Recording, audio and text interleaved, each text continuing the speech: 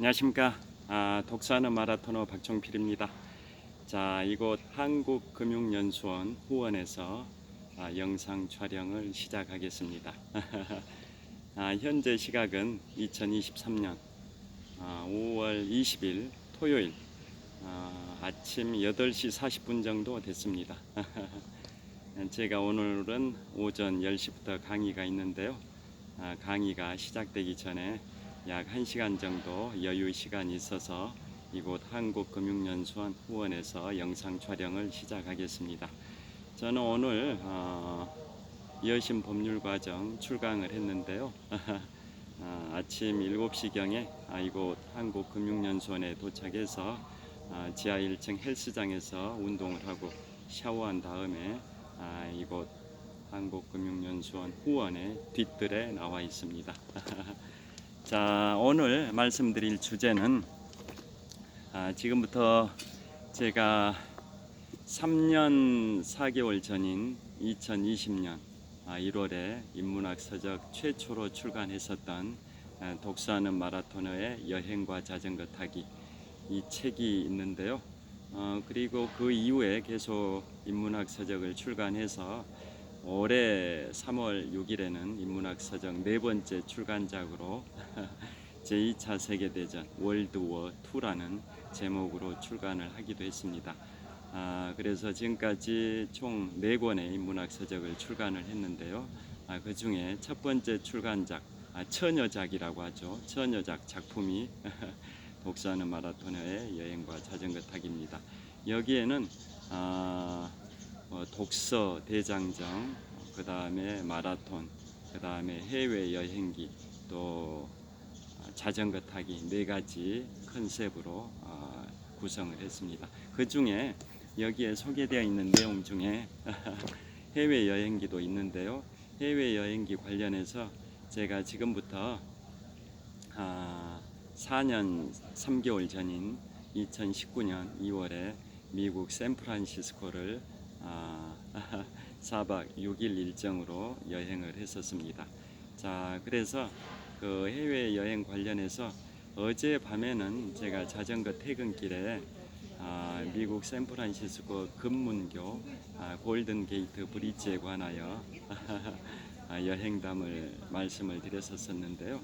어제 밤에 올렸던 영상이 제가 유튜브를 시작한 지 3년 1개월 정도 됐습니다. 2020년 4월 16일에 유튜브를 시작했으니까 이제 3년 1개월 됐는데요. 그 기간 동안 영상을 790개 정도 올린 것 같습니다. 제 개인적 목표는 1년 이내에 1000개를 채우는 게 개인적 목표입니다. 그래서 어제 밤에 올렸던 것은 제목을 미국인이 가장 살고 싶어하는 도시 샌프란시스코, 또 세계에서 가장 아름다운 다리 금문교 골든게이트 브릿지, 그 다음에 또 마지막 제목이 영화 더록 1급 살인의 배경 알카트라즈 섬 괄호하고 2019년 2월 여행이란 타이틀로 여행 유튜브를 올렸는데요. 그래서 골든 게이트 브릿지, 즉 금문교에 관해서는 어젯밤에 올린 영상을 보시면 여행을 간접 체험하실 수 있을 것 같습니다. 자, 그래서 오늘은 나머지 샌프란시스코 주요 여행 추억담에 관하여 영상을 촬영을 하도록 하겠습니다.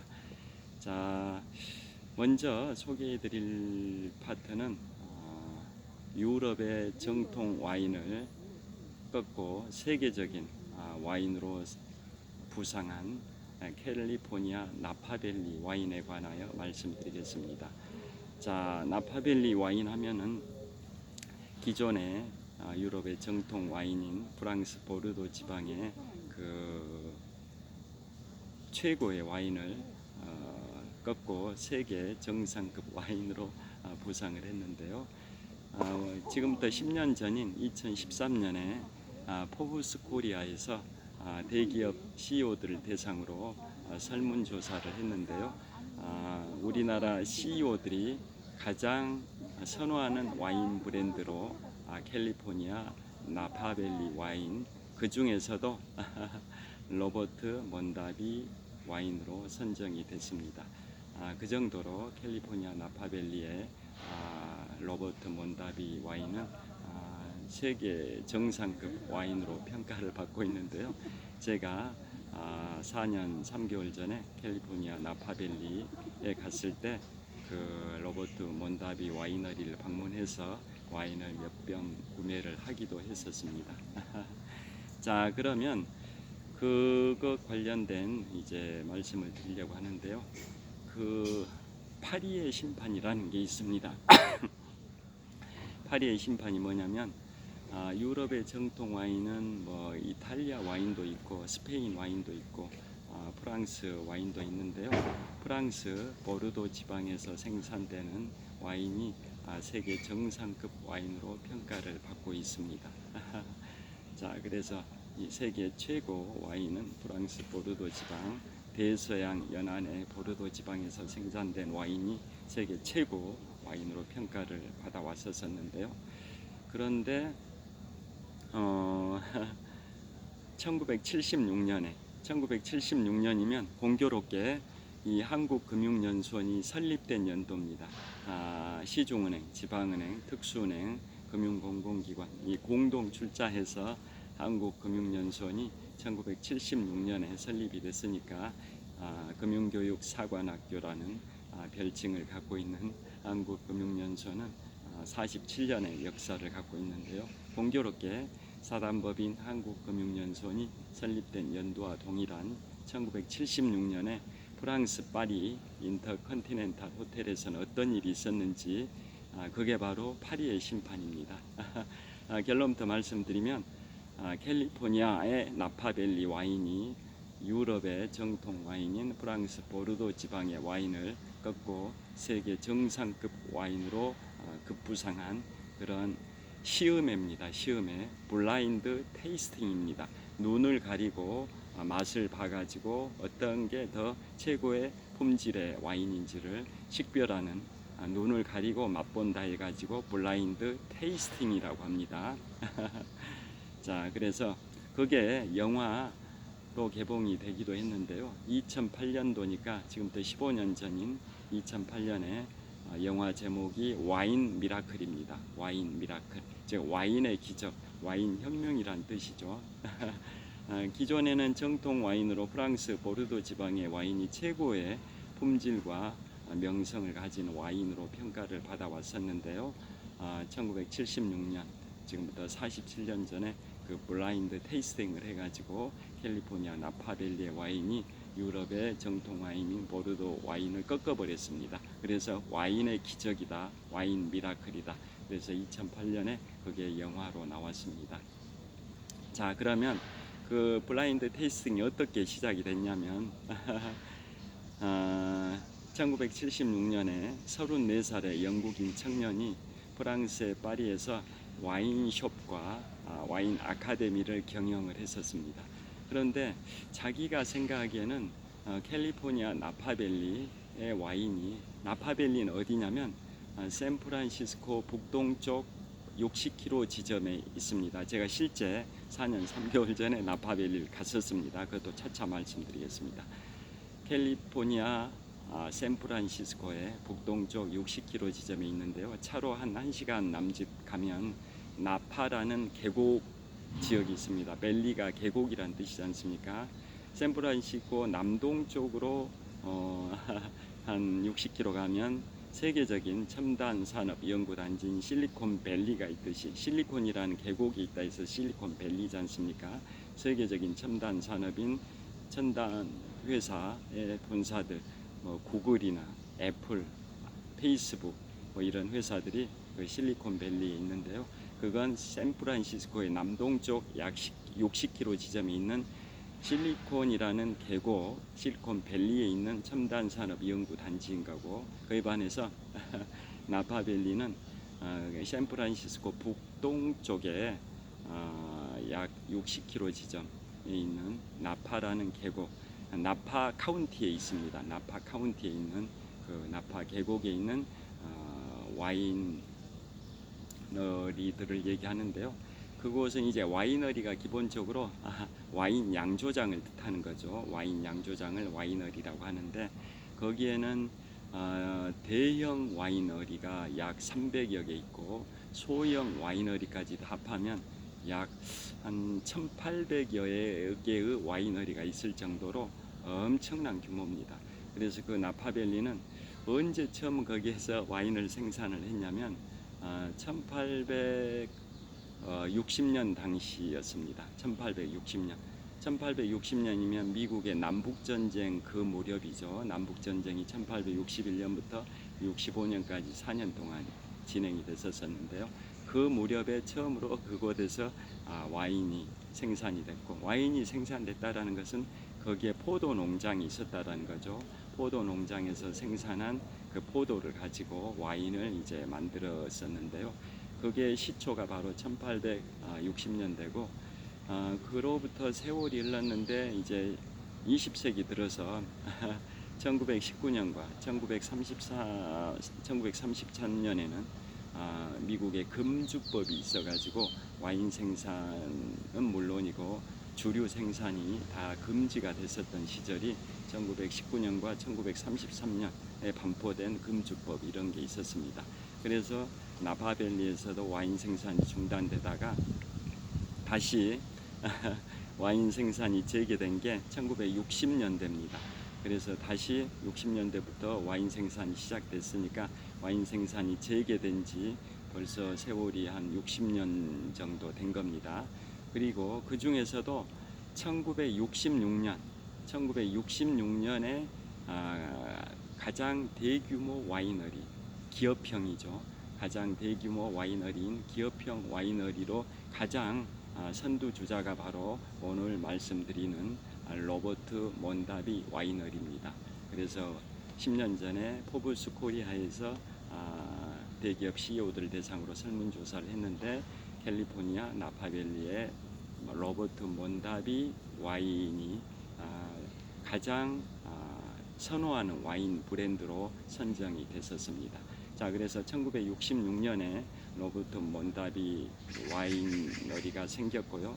그 무렵에 우후죽순으로 많은 와이너리가 생겨가지고 지금은 기업형 와이너리가 300여 개, 또 그걸 포함해서 중소형, 소형 와이너리까지 다 합하면 한 1,800여 개의 와이너리가 그 캘리포니아 나파밸리, 나파 계곡 그 주변에 분포되어 있습니다.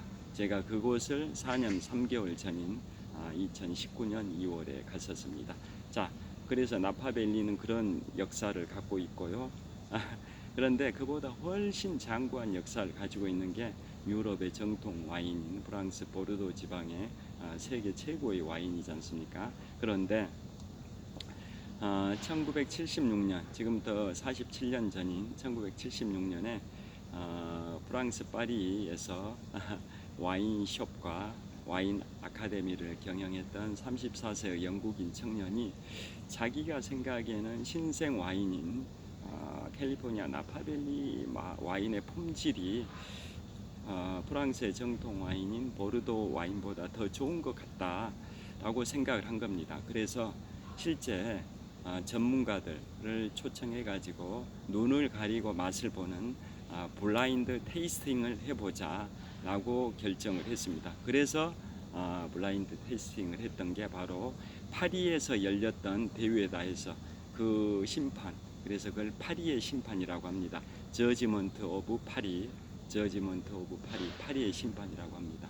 즉 블라인드 테스팅을 해가지고 캘리포니아 나파밸리 와인하고 프랑스 보르도 지방에서 생산된 와인하고 어떤 게 더 맛이 좋냐, 품질이 좋냐, 이걸 대회를 통해 가지고 전문가들이 블라인드 테이스팅 방식으로 심판을 했다라는 거죠.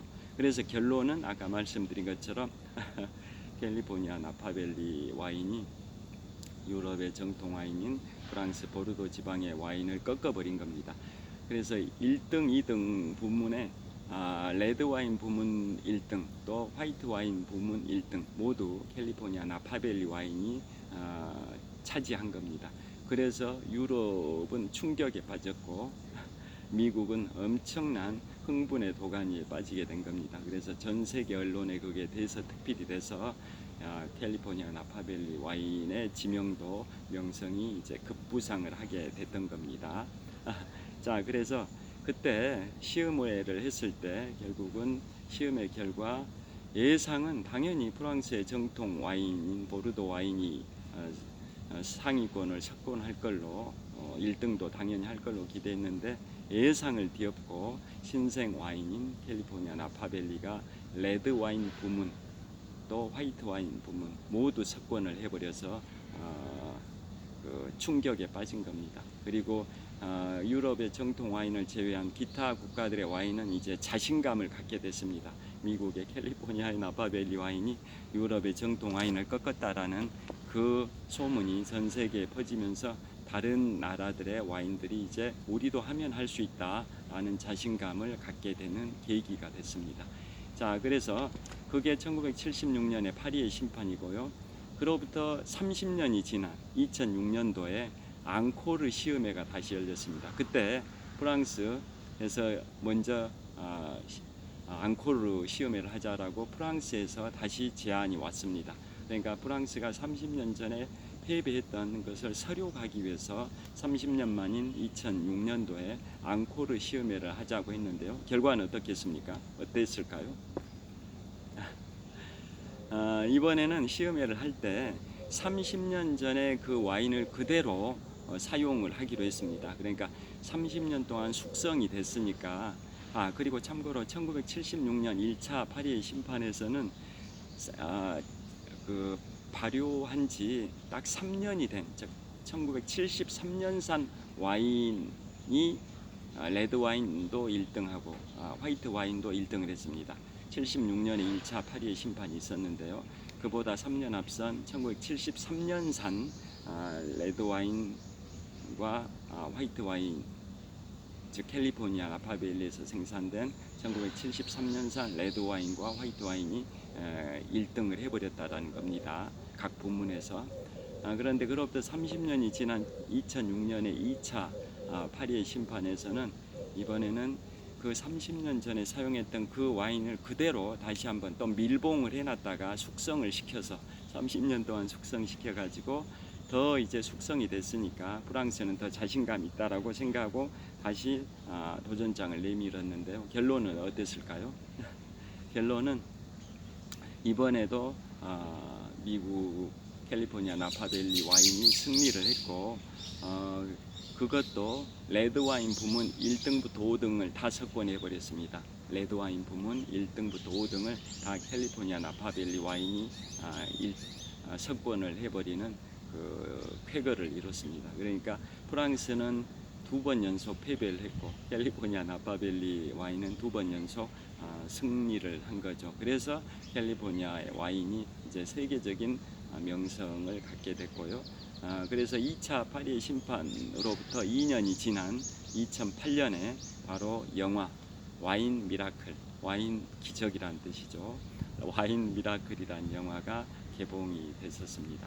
자, 그러면 그 파리의 심판 관련해서 재밌는 얘기를 하나 해드리겠습니다. 잘 촬영이 되고 있는지 한번 확인하겠습니다.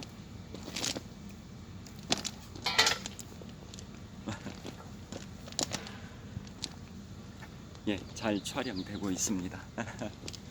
자, 그 파리의 심판은 같은 영어인데 그리스 신화의 파리스의 심판이라고 있습니다. 영어는 같습니다. 저지먼트 오브 파리스. 그러니까 그리스 신화에서는 파리스라 해가지고 읽는데요. 이제 현대 와서 그 와인 시음에는 파리의 심판이라고 읽고 있죠. 그런데 영어 표기는 똑같습니다. 저지먼트 오브 파리. 자, 그래서 지금까지 말씀드린 와인 시음에 그것은 파리의 심판이라고 칭하는데요. 그것과 관련해서 그리스 신화의 파리스의 심판이라고 아실 겁니다. 그 파리스의 심판은 기원전 1250년에서 기원전 1170년 사이 어느 시점에서 발생했던 걸로 추정을 하고 있는 바로 트로이 전쟁의 원인이 됐던, 트로이 전쟁의 불씨가 됐던 게 바로 그리스 신화에 나오는 파리스의 심판입니다. 그래서 재밌는 얘기이기 때문에 파리스의 심판도 좀 소개를 해드리도록 하겠습니다. 제가 이 책에 다 담았던 내용입니다. 제가 2020년 1월, 그러니까 지금부터 3년 4개월 전에 출판했던 이 독서하는 마라톤의 여행과 자전거 타기에 해외 여행기도 많이 있는데, 그 중에 샌프란시스코 여행기에 수록했던 내용이기도 한데요. 그래서 파리스의 심판을 소개해 드리겠습니다. 자, 그리스 신화에 보면 어떤 그 결혼식이 있었습니다.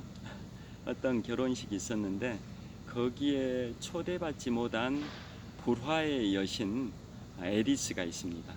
불화의 여신 에리스가 초대를 받지 못했는데 찾아간 거죠, 결혼식에. 그런데 문전박대를 당합니다. 그래서 그 불화의 여신이 초대받은 여신들 간의 불화를 조성시키기 위해서 황금 사과를 거기에다 두고 갑니다.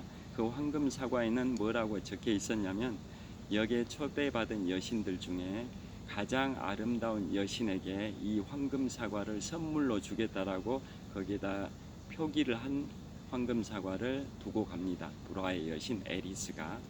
그래서 거기에 초대받아 가지고 이제 결혼식장에 입장했던 여신들이 서로 자기가 가장 아름다운 여신이기 때문에 이 황금 사과의 주인이다 라고 이제 주장을 했습니다. 그래서 대표적으로 세 사람이 이제 최종적으로 격돌을 합니다. 세 사람 중에 누가 진정한 가장 아름다운 여신인가, 그 셋 중에 결승 진출을 한 거죠. 셋 중에 한 사람이 그 황금 사과의 주인이 될 텐데요. 그래서 누구누구가 최종적으로 세 사람이 이제 격돌을 하냐면, 첫째, 결혼의 여신인 헤라입니다. 헤라. 두 번째, 지혜의 여신 아테나입니다. 세 번째, 미의 여신 아프로디테, 다른 말로 비너스라 하기도 합니다. 이 세 사람이 격돌을 하는데요. 그래서 서로 자기가 최고의 아름다움을 뽐내는 여신이라고 하는데, 모든 신의 주인인 제우스 신이 이제 자기가 난처하니까, 판단하기가 난처하니까 그것을 트로이의 왕자 파리스한테 심판권을 줍니다. 그래서 그 트로이 왕자 파리스가 심판했다 해서 제목이 파리스의 심판입니다. 그리스 신화 파리스의 심판이라고 칭하는 이유가, 트로이의 왕자 파리스가 심판을 했다. 누가 가장 아름다운지 심판한 사람이 모든 신의 주인이자 주신인 제우스가 판단하기 어려워서 거기에 그리스에 와 있던 트로이의 왕자 파리스한테 심판권, 결정권을 줬다 해서 파리스의 심판이라고 하는데요. 그래서 결정권을 이제 부여받은 트로이 왕자 파리스가 이제 심판을 하는데, 그 세 여신이 서로 파리스한테 이제 좀 치열한 각축전을, 홍보전을 펼칩니다. 그래서 첫째, 결혼의 여신 헤라는 자신을 가장 아름다운 여신으로 뽑아주면 부와 권력을 주겠다라고 파리스한테 제안을 하고, 두 번째, 지혜의 여신 아테나는 자신을 가장 아름다운 여신으로 뽑아주면 전쟁의 승리와 명성을 주겠다라고 파리스한테 제안을 하고, 세 번째, 미의 여신인 아프로디테, 즉 비너스는 자신을 가장 아름다운 여신으로 뽑아주면 파리스 당신한테 가장 아름다운 여인을 결혼 배우자감으로 소개해 주겠다라고 했습니다. 그래서 결론은 어땠을 것 같습니까? 그래서 파리스라는 트로이 왕자는 세 번째로 이제 홍보전을 펼친 미의 여신 아프로디테, 즉 비너스를 가장 아름다운 여신으로 선정을 했습니다. 그래서 지금도 비너스, 즉 아프로디테가 그리스의 미의 여신이죠. 자, 승리의 여신은 니케, 영어식으로 나이키라고 하지 않습니까? 그래서 스포츠 브랜드, 세계 최고의 스포츠 브랜드, 미국 브랜드 나이키는 그리스 신화의 승리의 여신 니케를 영어식으로 발음한 게 나이키라는 거 다 아실 겁니다. 그런데 미의 여신은 아프로디테, 비너스가 미의 여신이 된 계기가 바로 여기에 유래가 된 거고요. 그래서 파리스가 이제 아프로디테, 비너스를 최고의 아름다운 여신으로 선정해서 그 아프로디테, 즉 비너스가 황금 사과의 주인이 됐고, 그 아프로디테는 이제 약속한 대로 파리스한테 가장 아름다운 여인을 소개를 시켜줬는데, 그 여인이 누구냐? 바로 스파르타 왕의 왕비 헬레네를 소개시켜줬습니다. 스파르타 왕, 그리스의 주축이었던 스파르타 왕의 왕비인 헬레네를 파리스한테 소개를 해줬고, 그 헬레네와 파리스는 사랑에 빠져가지고 바로 트로이로 도망쳐버리죠. 자, 트로이가 지금의 터키, 지금은 국가 명칭이 튀르키예로 바뀌었는데요. 그 터키, 튀르키예의 전신, 터키의 전신이 바로 트로이라는 것 아실 거고, 그래서 도망쳐버렸고, 그래서 스파르타 왕이 엄청난 병력을 이끌고, 대병력을 이끌고 트로이에 침공해서 전쟁이 발생한 게 바로 기원전 1250년에서 기원전 1170년 사이 어느 시점에 발생한 걸로 정확한 날짜를 고정하지는 못했습니다. 기원전 1250년에서 기원전 1170년 사이 어느 시점에 발생한 걸로만 추정하고 있을 뿐이지 정확한 날짜를 특정하지는 못했는데요. 역사학자들도 그걸 고증하지는 못했습니다. 자, 그래서 일어난 전쟁이 그 스파르타 왕이 열받아 가지고 트로이로 침공한 게 트로이 전쟁이고, 영화 트로이로 소개됐고, 거기에 이제 그리스 스파르타의 최고의 전사 아킬레스가 나오죠. 브래드 피트가 역할을 했던 아킬레스가 나오고, 뭐 이런 거 트로이 영화 다 보셨을 겁니다. 여하튼 그 트로이 전쟁의 불씨 발단이 된 게 바로 그리스 신화의 파리스의 심판입니다. 그래서 그게 영어로는 저지먼트 오브 파리인데요. 그거하고 영어 표기는 똑같은데, 아까 말씀드렸던 1976년과 1976년과 2006년에 있었던 와인 혁명, 와인 시음회, 그것은 영어 표기는 똑같지만 파리의 심판이라고 한다라는 거 말씀드립니다. 여하튼 그게 바로 이제 유럽의 정통 와인을 꺾은 프랑스, 이제 미국 캘리포니아의 나파밸리의 와인의 명성을 가져온 그 와인 혁명인 거고요. 자, 이 와인 말씀이 나왔으니까 제가 술의 종류에 관해서 잠깐 말씀드리겠습니다. 세상에 술은 두 가지 종류로 나눕니다. 자, 제조법에 따라서 발효주가 있고 증류주가 있고요. 그 다음에 재료에 따라서 곡물주가 있고 과일주가 있는데요. 자, 제조법은 당연히 발효를 시키면 발효주고 증류를 시키면 증류주입니다. 그런데 재료에 따라서는 곡물을 사용을 하면은 곡물주, 과일을 사용하면 과일주가 되는데요. 그래서 이제 대표적으로 곡물주부터 말씀드리면, 곡물주의 대표는, 곡물은 예를 들어서 수수도 있고 옥수수도 있고 사탕수수도 있고 뭐 선인장은 곡물은 아니겠군요. 그 다음에 뭐 그 고구마 뭐 이런 것도 있고 다양한 그 술의 재료가 있는데, 가장 대표적인 게 바로 보리입니다. 보리.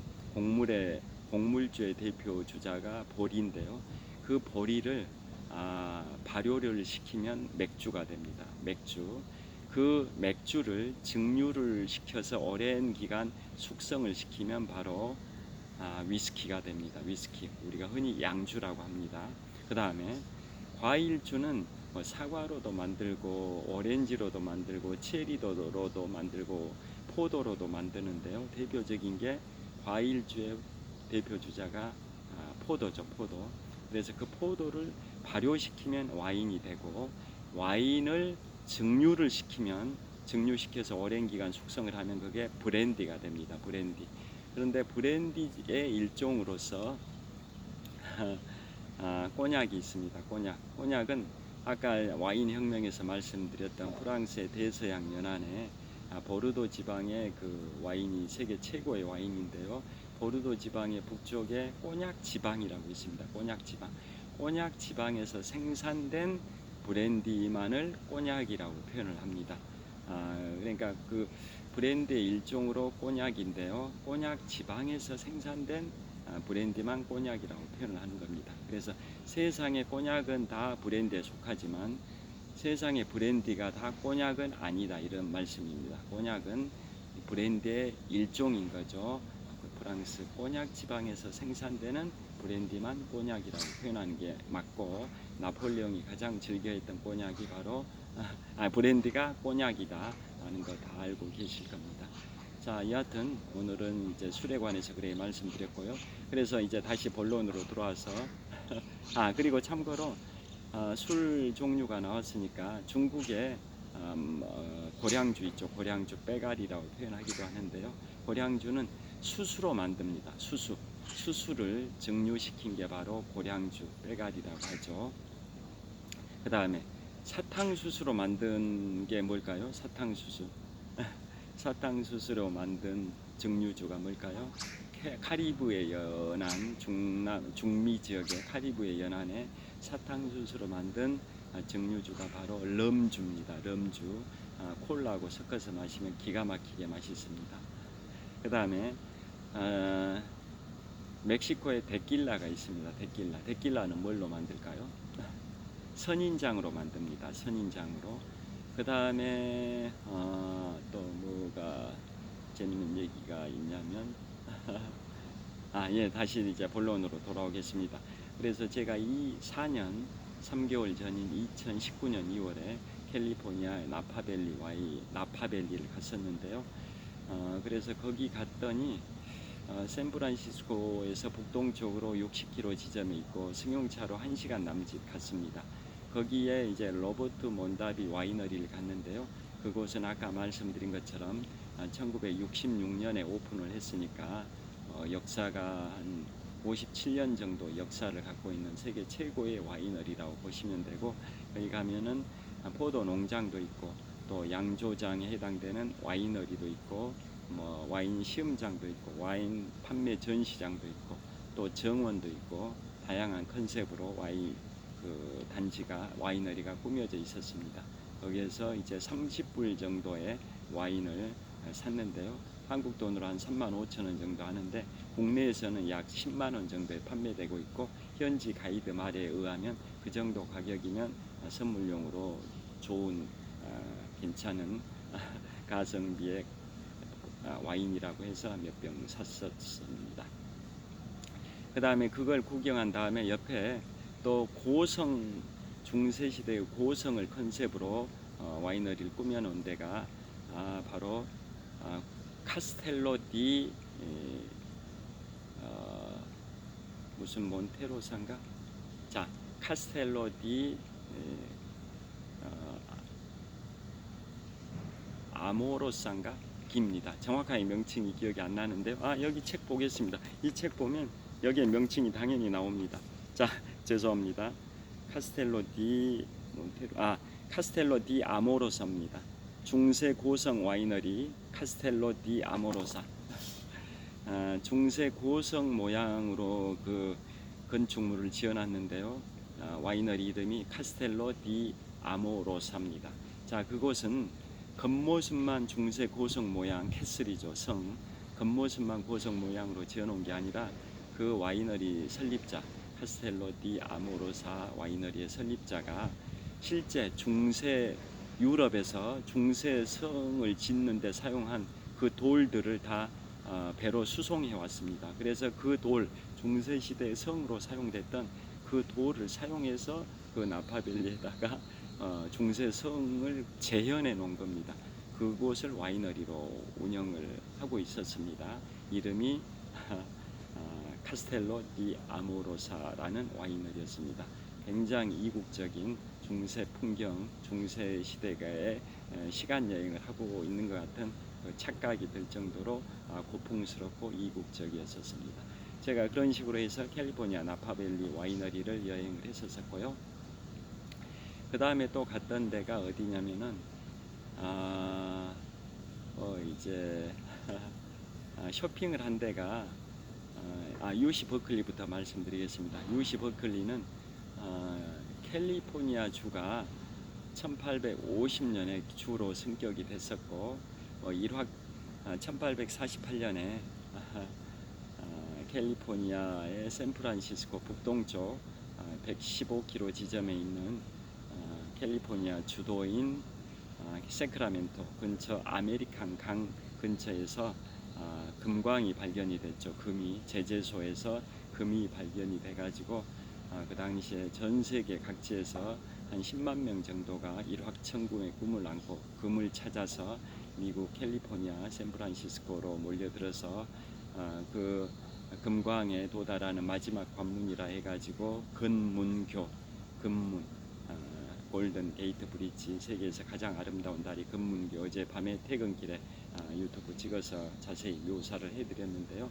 금광에 도달하는 마지막 최종 관문이라 해서 골든 게이트 브릿지, 금광할 때 금자, 관문할 때 문자, 다리교에서 금문교, 영어로 골든 게이트 브릿지라고, 거기에 몰려든 사람들을 1849년에 몰려든 사람이라 했다 해서 49년을 영어로 표기해서 49ers라고 표현을 합니다.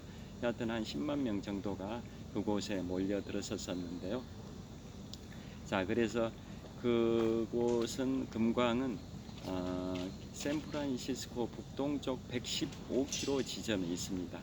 그래서 그 수많은 사람들이 갑자기 몰려드니까 인구가 폭증을 했습니다. 그래서 캘리포니아 주가 이듬해인 1850년에 주로 승격을 했습니다. 미국에서 인구가 가장 급격하게 폭증을 해가지고 주로 승격된 주가 바로 캘리포니아 주고, 현재 미국의 50개 주 중에 캘리포니아 주 인구가 가장 많습니다. 자, 그리고 그 캘리포니아 주에 설립된 최초의 대학이 UC 버클리입니다. 캘리포니아 주에서 설립한 최초의 대학이 UC 버클리인데요. 자, UC 버클리는 유니버시티 오브 캘리포니아 버클리 캠퍼스의 약자죠. UC 버클리, 유니버시티 오브 캘리포니아 버클리 캠퍼스. 그래서 그곳이 캘리포니아 주 최초의, 주립되든 사립되든 통틀어 가지고 캘리포니아 주 최초의 대학이 UC 버클리입니다. 그래서 UC 버클리는 1866년에 개교를 했는데요. 그러니까 개교한 지 역사가 지금 155년 전통입니다. 155년의 역사를 갖고 있는 캘리포니아 최초의 대학 UC 버클리를 제가 투어를 했었습니다. 그곳이 제가 그때 4년 3개월 전에 그곳에 갔을 때 같이 여행을 했던 일행들은 다 시내, 샌프란시스코 시내에서 호텔에서 잠을 자고 있을 때 저는 새벽에 일어나서 고속 전철 바트를 타고 한 6정거장 정도 30분 정도 이동했더니 다운타운 버클리가 나왔습니다.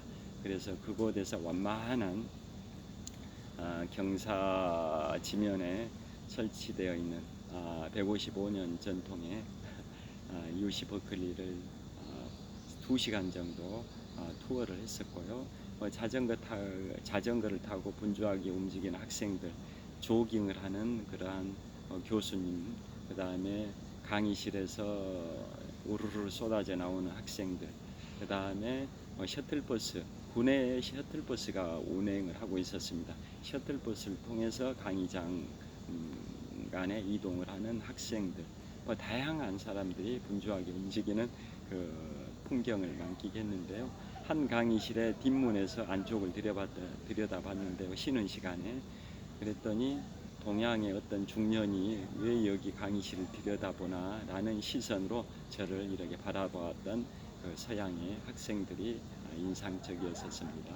그리고 거기에 중심에는 뭐가 있냐면 세계에서 세 번째로 높은 시계탑이 있습니다. 전 세계에서 세 번째로 높은 시계탑이 명칭이 세더타워입니다. 세더타워, SATHER, TOWER. 세더타워가 세이더타워라고 발음을 하는 것 같습니다. 세이더타워. 전 세계 시계탑 중에 세 번째로 높은데요. 높이가 94m입니다. 엄청나게 높은 거죠. 높이가 94m의 시계탑인데 거기에 올라가 가지고 주변을 살펴보면 샌프란시스코 시가지가 한눈에 들어오고 남서쪽 10km 지점에 있는 금문교, 골든 게이트 브릿지도 다 보일 정도로 조망이 확 트이는 세이더 타워인데요. 제가 시간이 없어가지고 거기 올라가지를 못했습니다. 그런데 그렇게 소개가 되어 있었습니다. 자, 그리고 한 2시간 정도 투어를 했는데요. 학생조합이라고 우리로 치면 학생회관, 군의 매점 뭐 비슷한 거죠. 우리나라 대학으로 치면. 근데 UC 버클리라고 새겨져 있는 100% 면으로 된 티셔츠가 한 30달러 정도, 즉 한 35,000원 정도 했던 걸로 기억이 납니다. 그리고 거기 그런 UC 버클리는 지금까지 노벨상 수상자를 70명 정도 배출을 했고요. 그러니까 그곳 졸업한 학생이든 거기에서 재임을 했었던 교수님이든 그 UC 버클리에 관련된 교수님, 학생들 통틀어 가지고 약 70여 명이 노벨상 수상자입니다. 자, 그리고 2차 세계대전 당시에 아인슈타인의 말에 따라 그 당시에 플랭클린 루즈벨트 대통령이 원자폭탄 개발 프로젝트 암호명 맨해튼 프로젝트를 가동했는데요. 거기에 최고 책임자가 UC 버클리의 이론 물리학자 오펜하이머 교수였습니다. 굉장히 유명한 대학 UC 버클리. 그리고 세계 대학 순위에서는 랭킹 10위 정도 합니다. 미 동부 지역에 명문 8개 사립대가 있는데요. 자, 제가 알파벳 순으로 기억을 합니다. 자, B 브라운 대학, C 콜롬비아 대학, C 코넬 대학, D 다트머스 대학, H 하버드 대학, P 프린스턴 대학, P 펜실베니아 대학, Y 에일 대학, 이렇게 8개 대학이 미 동북부 지역의 명문 8개 사립대를 아이비 리그라고 하는데요. 그 대학들 8개가 다 세계 대학 랭킹 1위부터 8위는 아니죠. UC 서부에 있는 UC 버클리는 세계 랭킹 10위 정도 되는 대학이고요. 또 샌프란시스코 남동쪽 약 60km 지점에 있는 실리콘밸리 쪽에 있는 스탠퍼드 대학도 세계적인 유수 대학이라는 거 다 아실 겁니다. 자, 현재 얼마 정도 촬영했는지 잠깐 보겠습니다.